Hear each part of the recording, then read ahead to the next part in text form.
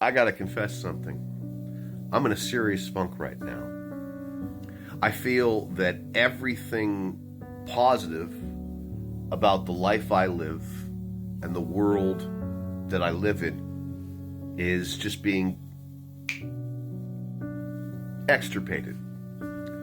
I feel that I'm in a low thrum of recurring despondency. Some of this is realizing that I won't have TikTok anymore, which has been extremely salubrious for me. I've been able to express things, both real and theatrically, that help me to be saner in an increasingly insane world. I've been able to reach like-minded weirdos through this app. And while I'll be able to do that to some extent on YouTube, I'm not going to nearly have the same level of what I feel to be amazing bonds with you good people. I'm sure you feel the same way. And it doesn't help that I, went on this date last night and it turned out to be disastrously mercantile.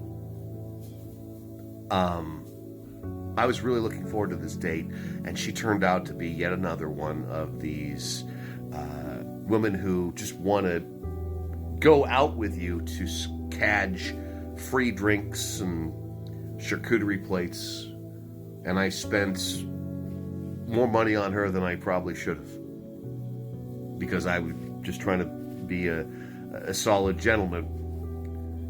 And I think that there's some parallel between these two developments.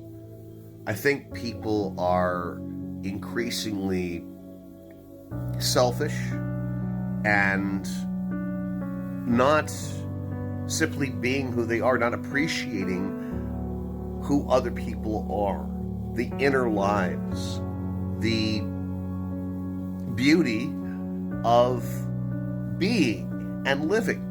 That's ultimately what I think the TikTok ban here in America is. It is an assault on life.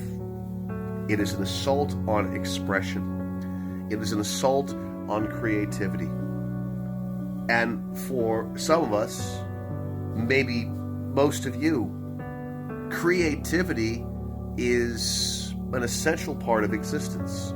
Being able to express ourselves in a weird way, being able to contend with these roiling emotions within our hearts in such a free-form way that is encouraged and bolstered by community.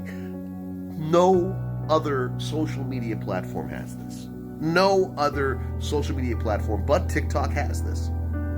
And I don't know how I'm going to contend with this after January 19th.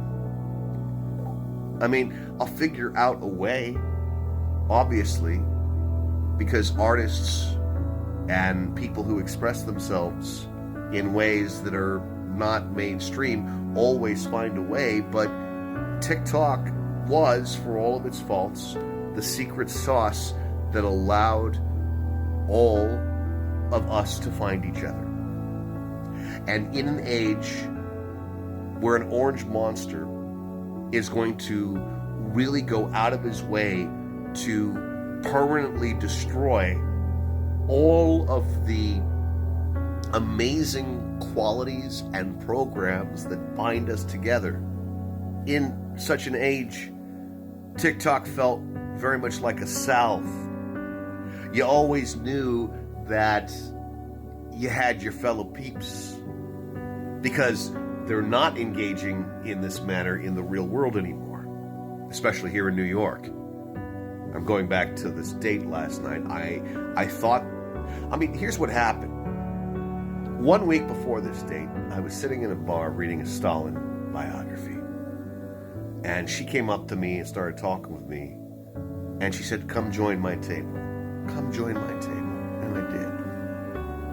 And then we exchanged numbers. And I thought that would carry over into the next week. But what did she do? She went ahead and became just as mercantile as any other person on a date in New York City. And I feel that, likewise, the removal of TikTok from America is comparable to that. It's basically saying, we really like your weirdness. We really like your uniqueness. But at the end of the day, it's really all about business as usual. It's about upholding the status quo. It's about propping up all of the fucking normies. It's not really about celebrating life. Existence is not really about celebrating the special qualities of other people. And that's why I'm in a funk right now.